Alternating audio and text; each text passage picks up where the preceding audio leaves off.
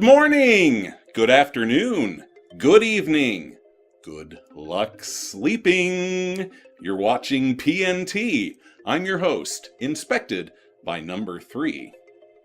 Up front this week, according to sources online, Swedish furniture company Ikea has created an unusual ad campaign aimed at pregnant women, or more precisely, on getting them to aim.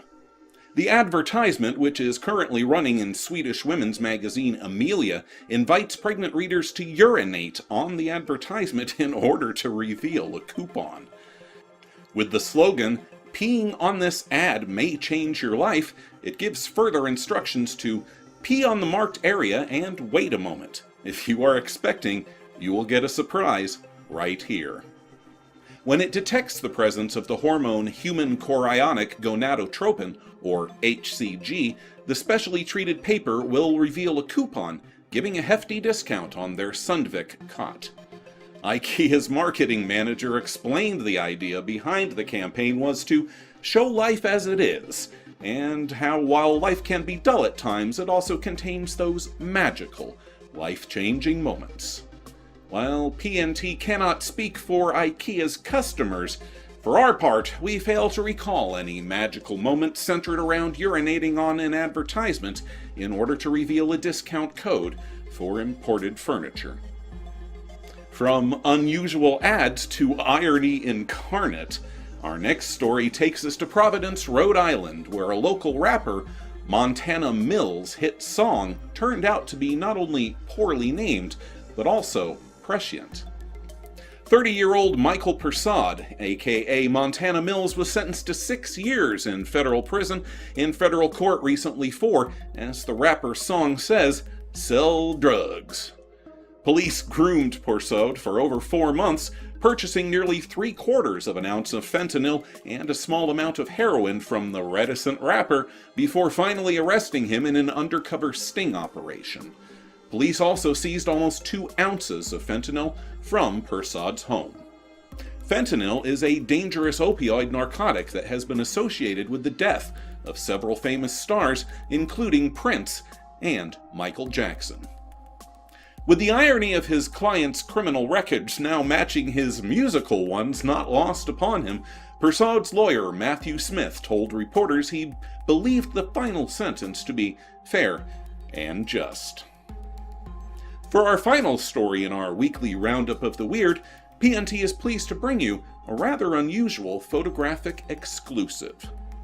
In those increasingly scarce times when the MUFON database is accessible to the public at large and not inaccessible for reasons that still remain an ongoing mystery, PNT scours the case management system to find the most credible evidence to put forth for you, our viewers.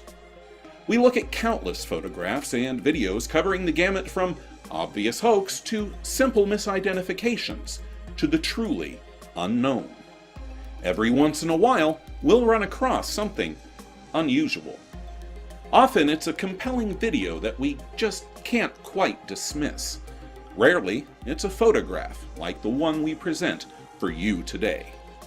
Uploaded to the archive last year by a Pueblo, Colorado resident, the remarkable vintage print is dated September 14th, 1931, and labeled Gunnison, Colorado.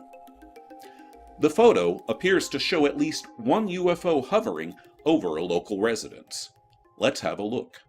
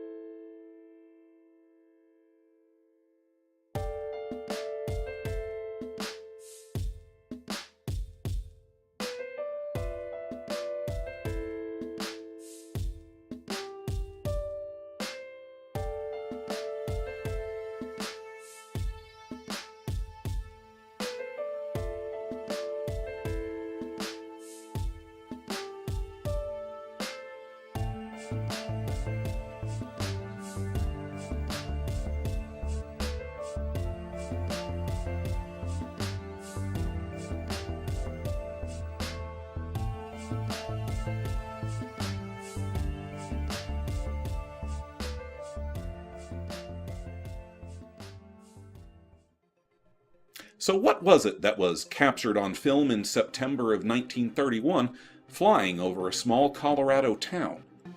If genuine, the photograph would count as one of the earliest pictures taken of the UFO phenomenon. Similar in composition to the infamous photographs taken by Paul Trent over McMinnville, Oregon in 1950, the Gunnison photo would predate the Roswell crash by 16 years.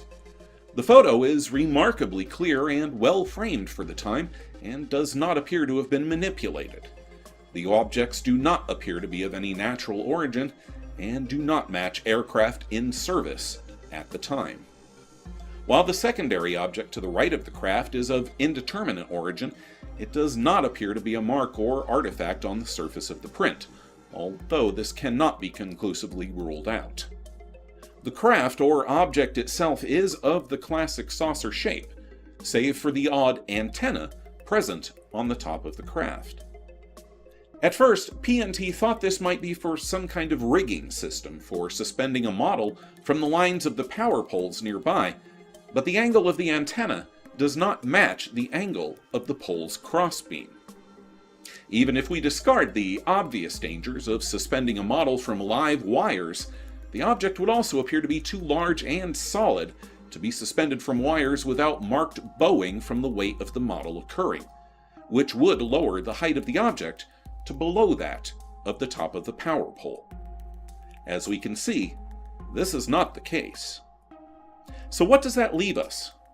Without being able to physically examine the print or negative, and having eliminated the known, we must conclude that if genuine, this photograph could represent one of the earliest and clearest photographs of an unidentified flying object, the classic UFO.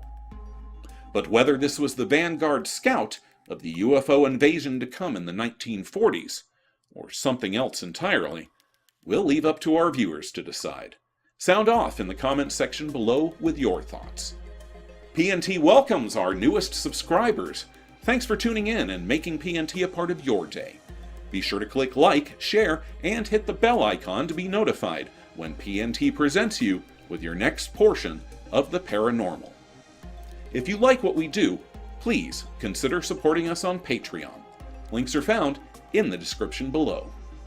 That's it for this time, faithful viewers. Be sure to tune in Wednesdays for PNT's Paranormal News Minute, and stay tuned to the channel for our ongoing investigations into hidden UFO history, strange mysteries, and of course our monthly review of the most recent UFO reports gathered from across the globe. I'm your host, reminding you to keep an open mind, because a closed one shuts out the truth.